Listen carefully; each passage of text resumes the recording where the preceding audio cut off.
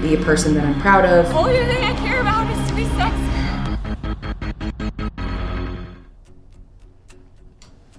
This is like my favorite part of my day because no one is around yet and I don't have to talk to anybody. Let's see. Let's take a sniff. They smell really good. I think I only need half. I learned to surf one time in Hawaii when I was 17 because we went on the first family vacation that we ever had. Because like when I was growing up, any trip was jiu-jitsu. So our vacation, like usually, it's not to hate on my family. I loved this. This is my life. But just to so you guys know what it was like when I was 17 and got into Hawaii. Because our family vacations were always jiu-jitsu. So like our big trip of the year was like we would go to Pan Am's and we'd get a hotel and we would always stay at the DoubleTree. Not always, this happened in the later years, but we would often stay at DoubleTree, and that was like my sister and I's favorite thing of the year because we get cookies. So we'd get to the hotel and we get these amazing cookies and I would be so freaking stoked because like we didn't stay at places like that all the time growing up. So anyway, went to Hawaii when I was 17. That was the first like giant vacation we did when I graduated high school. And we had this waiter at a restaurant who my dad convinced us to take us on a surfing lesson. All right. So 3 of my favorite Jogging Fuel supplements are the Good Night, which obviously I'm not going to take right now because I don't want to be sleepy, but I do take them at night, and I use Whoop for my recovery and sleep and activity, and I literally notice a difference between better quality nights of sleep when I take this. So there you go.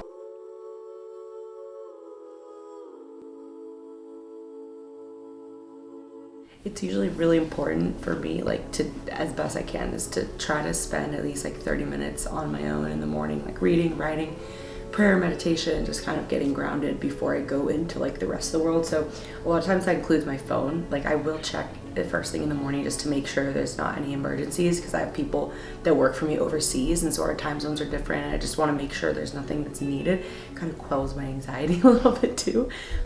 It's funny having everything filmed because you really realize like how much time do I waste doing random little things, like I was on my phone for 10 minutes or like on Instagram, you know, like it's weird. I'm like, oh, I have so much time when I'm not fucking around. So, my favorite book right now is A Return to Love.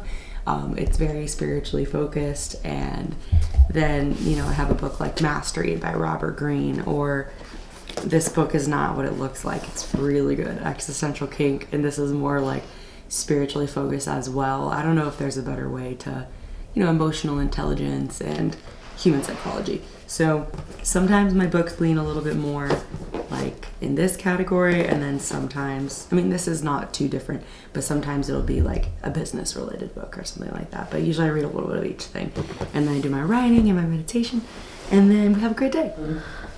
Yeah, I won't eat too much before I work out, but need something in my stomach. Let's go. These are like my favorite yogurts because they're not made with any sugar. I do. I'm definitely a toppings girl. Like when it comes to ice cream, I don't really even care about the ice cream. I only care about what's in it. So when it's like yogurt and stuff, I kind of end up feeling the same.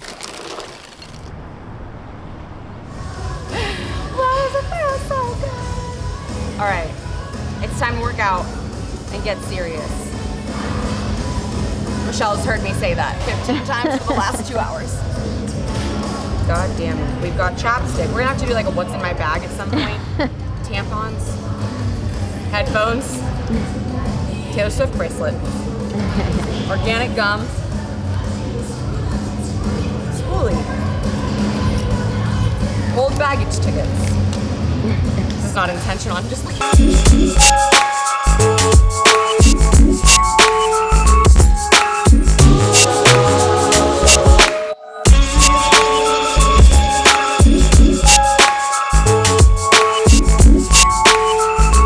be sexy. Not necessarily other people, but for me, when I get in the shower, I want to be like, damn girl, where you been under those clothes? Instead of like, more chocolate cake. But also chocolate cake. And now, the most important part of your workout is re-rack your goddamn weights. And then pretty much after every workout, I do like a little bit of mobility and stretching, or core if I feel like I ignored my core a little bit, which with my back, I just can't afford to do. Like I have to do my core like every chance that I get, pretty much every day. So I do a little mobility, a little stretching, a little core, and if I'm feeling really spicy, I'll also add in extra cardio, but today I'm gonna go train tonight and roll pretty hard, so we won't be doing that today. What are we gonna eat? Pastured buffalo chicken meatballs, truffled and scalloped potatoes, roasted broccoli, and buffalo sauce. And guess what? More salad, because they're always trying to make me eat salad. I used to think a microwave is evil, but now I just can't not. I just made peace with it. Like, you gotta pick your battles. It's broccoli, I'm gonna be okay. No, but speaking of boats, last night I heard for the first time about the Phil Collins song and how, what is it called? I Can Feel It Coming in the Air Tonight is about a guy getting murdered on a boat. Can you feel it coming in the air tonight? What? Have you heard that song? I have. From Lion King or no? He was on a yacht with a bunch of people and somebody got thrown over and he saw it happen. Then he wrote this song and invited the guy to the concert. I think. I gotta look it up and see so he could sing it in front of him. In a recent interview with Jimmy Fallon, Phil Collins tells him the truth behind the hit song, which is actually about going through a divorce. Wait, what? Oh my gosh. Wait, what? We all always thought this song was about that. Wait, so it's only about the divorce? I don't know. I have to read it. Maybe it's both. Maybe that was a cover up for his own safety. He thought he was going to get murdered by the guy. Had to change the story. People lie every day. So it's funny, like, I do drink 2 coffees a day usually, but it's not because I'm miserable and I like can't do my life without it because I'm so busy and it's so hard. It's more like, no, I have a lot of freaking stuff that I love that I'm excited about, and sometimes a girl needs some caffeine. It's just so funny we started talking about it because of coffee, but I do feel like I used to derive so much of my self-worth and self-esteem from being the hardest worker in the room, or like making sure that I knew, like that everyone knew that I was busy and I had a lot of projects going on. I shouldn't throw these around. And like, I was working so hard and I'm so accomplished, and like, no, I don't just do one thing, I do everything. And I think I still have to watch that because I could, like, I think what it comes down to is like, what's driving the ship, right?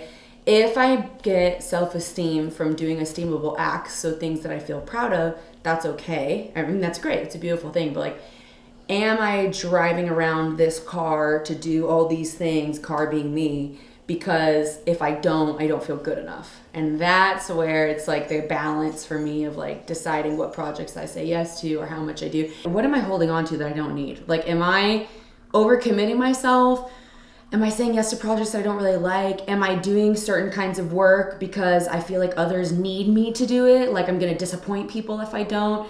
What is it? Or am I putting so much on my plate that I'm slacking in other areas now, or my quality of work is going down in other areas where other people do count on me, and I'm feeling that imbalance, and now I don't feel good about it? Like, there's a lot of questions to ask, but I think for me, like, that's why, like, therapy, mentorship, not being afraid to tell the truth to people that I trust that are like, typically older and wiser than me, that know me really well, and ask for their perspective has been the key to more harmony. Like, a key for me to more like inner peace and harmony, where I get to have a big, exciting, fun life, but also be a person that I'm proud of. So we're at GB Riverside, and so me and my partners, we have 4 schools. We have GB Riverside, Newport Beach, Corona, and Redlands, all in Southern California.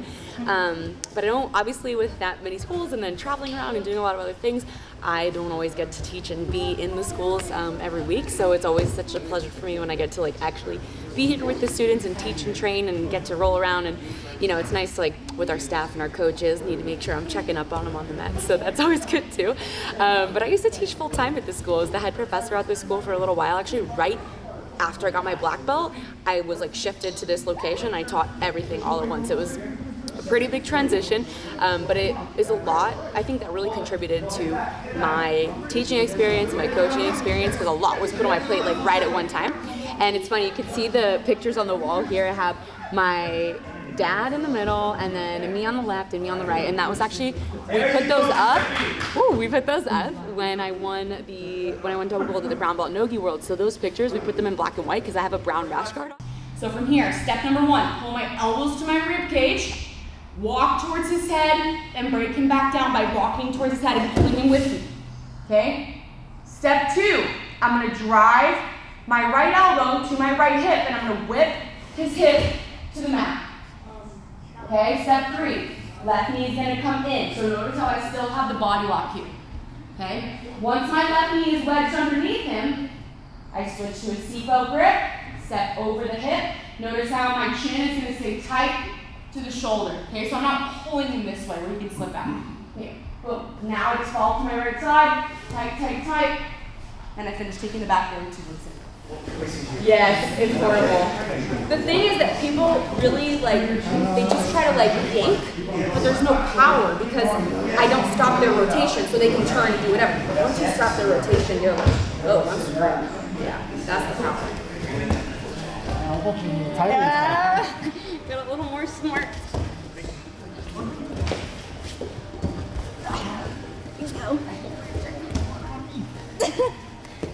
No way, bro. Stop. That's crazy. You just gotta squeeze really tight.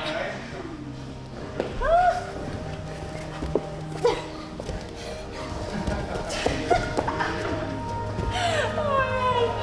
Done.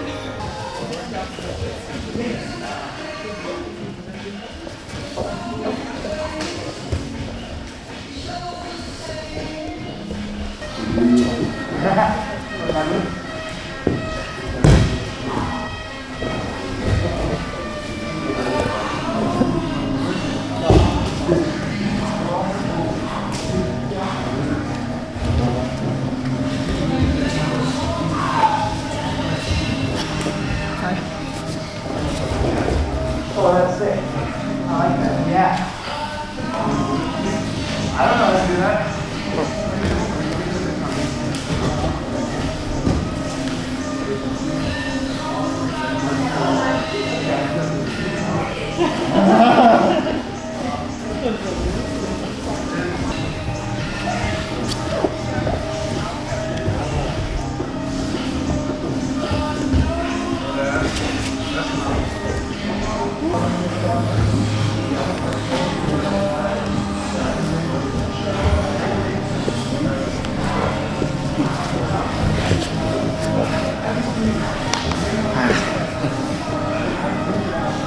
Thank you. Good work, guys. Find a spot on the mat. Lay down, move your feet open guard motion. So I recently started using, I've been using it for a couple months now, this brand called Melusos. It's really cool actually because the skincare company was created by one of my past JJA students. So it's really sweet because we worked together on the coach client side, and then she ended up creating this company after the fact, and she just sent me some bottles and she was like, hey, you can use this, see how you like it. And immediately my face is so much clearer than it used to be. But I think one of the things that I really like about this stuff is that yes, it has really good results as far as my skin being clear, but everything is made with athletes in mind. So it's like an athlete created brand, but it also doubles as skincare, which is really interesting because when I talked to her on the phone about it, I was like, okay, so is it skincare or is it antifungal soap? And she's like, no, it's everything in one. And I was like, so is it for men or is it for women? And she was like, no, it's for everybody. And everything that big skincare companies sell in 6 bottles, and you have to have so many different versions of what you need to put on your face and so many steps and so many things to buy. This literally has everything that I need. But I bring it with me after training too, because I find after training, number 1, it's antifungal, it gets rid of all the icky stuff, but also I don't like to let sweat sit on my face for hours. If I'm not immediately going home to shower, on my best days, I go home right away. But sometimes you go to eat afterward or whatever, you have a long drive after a big commute, I like to wash my face after, so I use, and getting all in my hair.